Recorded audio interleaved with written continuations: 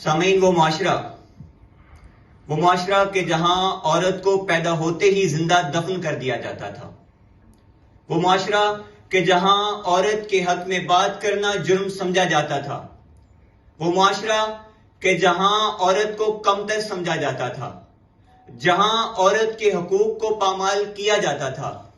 اسی معاشرے میں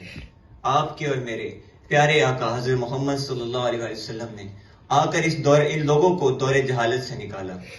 اور بتایا کہ مرد اور عورت برابر اور مساوی حقوق کے حقدار ہیں۔ سامعین، اگر تعصب کی اینک کو اتار کر دیکھا جائے تو آج سے 1400 سال پہلے اسلام نے عورتوں کے خلاف، جو جبر کے خلاف، ظلم کے خلاف جو آواز اٹھائی تھی اور جو عورتوں کے حقوق کا آسمانی بل پیش کیا تھا، اس کی مثال آج یہ آزاد سیکولر نام نہاد عالمی حقوق نسواں کے ٹھیکیدار اور NGOs تا قیامت پیش کرنے سے قاصر ہیں اور رہیں گے۔ اور آج اگر مغرب کو اور مغرب پرست ہمارے معاشرے میں موجود خواتین کا مخصوص طبقہ اسلام کو حقوق نسواں کی راہ میں رکاوٹ قرار دیتا ہے تو یہ محض اسلام کو بدنام کرنے کی سازش ہے اور حقائق سے یہ پردہ پوشی کی جا رہی ہے۔ سامعین، آج بھی غیر مسلم دانا اور مفکرین یہ بات اور یہ حقیقت کو اعتراف کرتے ہوئے یہ مانتے ہیں کہ اسلام ہی حقوق نسواں کا حقیقی پاسدار ہے۔ ہم سب کا فرض یہاں پہ مکمل نہیں ہو جاتا کہ سال میں ایک دن یہ چھوٹی موٹی محفلیں کروا دیں، کسی دانشور نام نہاد دانشور کو بلا کر سٹیج پہ کھڑا کر کے تقریریں کروا دیں، یہ چہل قدمی اور جلسے جلوس کروا دیں۔ سامعین، یہ محض ادائے فرض کی تمہید ہے، کتاب کا فقط دباچہ ہے، عمارت کی محض بنیاد ہے، اصل کام تو ابھی باقی ہے۔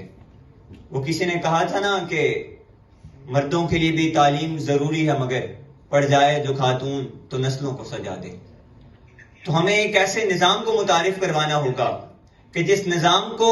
اڈاپٹ کر کے ہماری عورتیں باکردار بنیں، ان کا رول ماڈل اداکارائیں نہیں بلکہ فاطمہ بنت محمد صلی اللہ علیہ وسلم کی ذات ہو، کہ جن کے سپوت خالد بن ولید بنے، کہ جس نظام کو اڈاپٹ کر کے ان کے سپوت خالد بن ولید بنے، محمد بن قاسم بنے اور حسین ابن علی بنے۔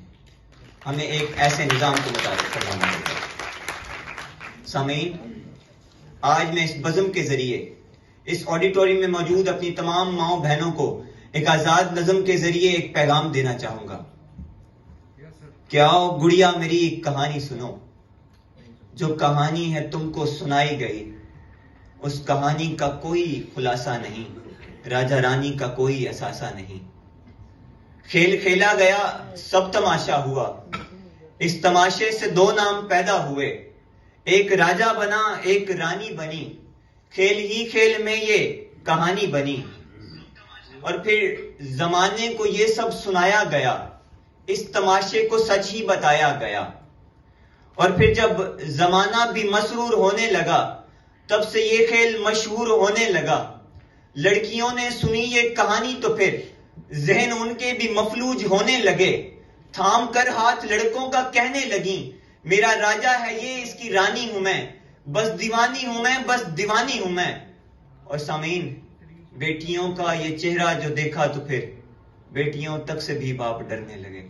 اور اس تماشے سے کئی باپ مرنے لگے۔ اب سنو غور سے، یہ فقط کھیل ہے، اس کو سچ مان کر تم نہ کرنا کبھی،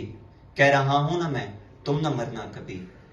اور باپ کا مان رکھ، اس کی عزت بچا،